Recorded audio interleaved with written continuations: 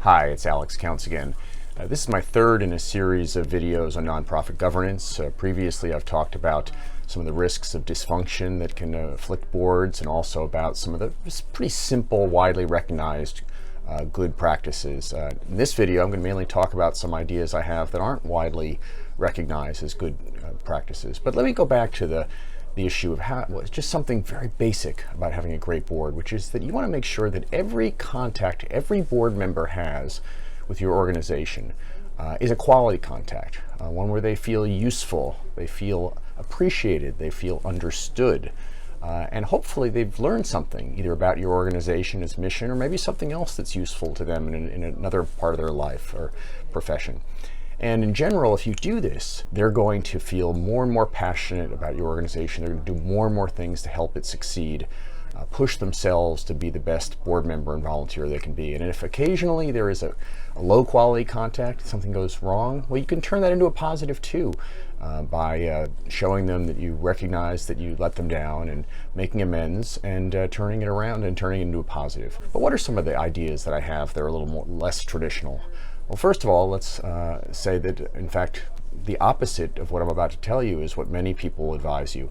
People say if you want a good board, you have term limits for members, require a minimum donation level, have strict definitions of their role versus the staff role, that those lines that really can't be crossed. Make sure all meetings are very collegial, friendly, and you make decisions by consensus. And I'm going to say at each of those, actually, I would advise pretty much the opposite. So in term limits, I think term limits is kind of a band-aid.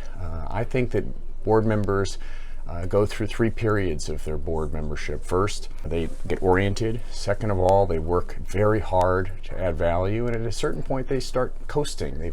Their attention goes elsewhere. Well, the thing with term limits is it says after a certain number of years, we think that people, maybe 6 or 8 or 9, people go into that coasting phase. Problem is that a lot of board members have very different experiences of how long they're in that high performing mode. And some they get bored after 2 years. Some they're going strong after 12. Well, I have a straitjacket of term limits that forces everyone out at the same time. Much better to evaluate board members annually, and every time their term comes up for renewal after 2 or 3 years, to look, do they still have the passion? If they do, let them serve. If they don't, create kind of a culture where they'll most likely opt to not come on, to not stay on the board and stand for another term. It takes a little more time, but sometimes, I had a board member who was going strong after 15 years. Would I want to force him to resign and then put his energies to some other organization? No way. Another thing that people say in good practice for boards is to have a minimum donation level, maybe 5,000, 10,000, 500 for a small organization. It doesn't make a lot of sense to me. I'd rather work with each board member to have giving be at a level that for them is exciting, it's pretty big, and also comfortable for them. By having a minimum, sometimes that floor becomes the ceiling. Everyone just writes a check for that amount and they don't expect to talk more about their giving. And also, if it's a high level, you might exclude people who are not wealthy but have other things to contribute. And if you start having different rules for different types of board members, that creates a whole other set of problems. So minimum giving levels, now I'm going to just have every board member, I'm going to try to have them have a level of financial stewardship each year that's really pushing themselves based on their financial circumstances. Another thing is the strict role definition. Sorry, I have my notes here. Board members do A, B, and C. Staff members do X, Y, and Z. But while that kind of avoids maybe some tensions, I think it just kind of puts board members in a corner, allowing them, as their interests and talents allow, to maybe work alongside staff members and to get a better understanding of the organization, feel more useful. There are some risks. What if they come in conflict with a staff member? But it can be enormously beneficial to the organization and the board member's commitment if it's handled right. Now, I wouldn't go as far as one of my colleagues at the University of Maryland who might even have a staff member reporting to a volunteer, but I almost go up to that point. And it just, again, get their commitment level higher, and you're getting free labor of maybe what was a real expert in the field working alongside the staff that you pay.